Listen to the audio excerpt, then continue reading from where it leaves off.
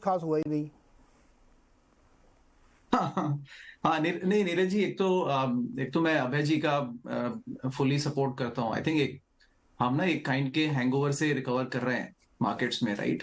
और I think वो अभी तक हुआ नहीं है पूरा, हाँ, राइट। क्योंकि अगर हम देखें 2008 से जो जीरो रेट्स तकरीबन जीरो ही चल रहे थे, बीच में कोशिश हुई थी एक बार 18-19 में, हम्म, और यील्ड कर्व्स कोविड से पहले भी इन्वर्टेड थे। तो अंदेशा था कि एक रिसेशन आएगा और ये करेक्शन हो जाएगा, यील्ड कर्व्स नॉर्मल हो जाएंगे। बट वो हुए नहीं, फिर कोविड आ गया ऊपर से, और हम लोग हाई हेडीनेस में चले गए। तो आई थिंक नीरज, एक तो वो है कि markets need a trigger to run away, और they need a clear runway. और इसमें नीरज हमारे पास दोनों ही नहीं है, ना हमारे पास क्लियर रनवे है और ना हमारे पास कोई सॉलिड ट्रिगर्स हैं ऊपर जाने के लिए। फिच रेटिंग्स पे नीरज, आई एग्री कि इमीडिएट टर्म में तो उन्होंने कुछ ऐसा नया देखिए बताया नहीं है। सो मार्केट्स अंडरस्टैंड कि यार ये जो आप बता रहे हैं it's a well known news. But I would say signalling की इंपॉर्टेंस है नीरज इसमें, कि eventually they have put politicians on the block. कि देखिए आप, यू आर मैनेजिंग, अल्टीमेटली आप, politics is sitting, Washington DC is on the biggest economy of the world, everybody watches this. तो आप इस तरह से इररिस्पॉन्सिबली डेट बिंज नहीं कर सकते हैं, इररिस्पॉन्सिबली मनी प्रिंटिंग नहीं कर सकते हैं, because dollar is the reserve currency, just because of that you can't do that. और आप इसको इवेंचुअली आपको अगले 10 साल में you need to resolve it. 2033 का उन्होंने एक रनवे लिया है, और उन्होंने कांग्रेस का ही डेटा यूज किया है। तो नीरज, वो सवाल जायज है, वो इमीडिएटली इंपैक्ट ना करें, बट वो पॉलिटिशियंस को पुश करेंगे to arrive at some kind of a compromise. और इस पर एक चर्चा होनी जरूर शुरू हो गई है कि कितना हम फ्यूचर से बोरो करके फ्यूचर जनरेशंस को हम लोड डाउन कर सकते हैं डेट के लिए। बिकॉज इस पे हम नीरज, मैं एक नजरिया दूंगा, क्योंकि अगर ये सिर्फ डेट बढ़ता ही रहा और दे डिडंट कंट्रोल इट, तो नीरज इसका सिर्फ एक सोल्यूशन होता है गवर्नमेंट्स के पास में, और वो वर्ल्ड वॉर 1 के बाद में यूज हुआ, वर्ल्ड वॉर 2 के बाद में यूज हुआ। वो नीरज वो होता है to inflate the debt away. Governments कभी भी डेट पे नहीं करती हैं, they just inflate it away. तो मतलब क्या होता है नीरज के, इन्फ्लेशन इतना कुछ एक डिकेड में कर देंगे कि वो डेट अपने आप प्रोपोर्शनेटली कम हो जाएगा।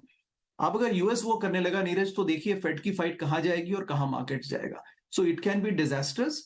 इसको टाइम पे एड्रेस करने की जरूरत है, ये जरूर कहूंगा नीरज में। लेकिन एक चीज़ बताइए कि चूंकि 10 साल का रनवे है और उस पर ठीक करना है, फिर आपके यहाँ के तमाम जो इकोनॉमिस्ट थे, पॉल क्रुगमैन से लेकर के एलरीन अहमद तक, ये सब एकदम चढ़ बैठे फिच के ऊपर। ये क्या है, ये कोई तरीका है इस तरह देने का? मैं तो सहमत ही नहीं हूँ आपसे।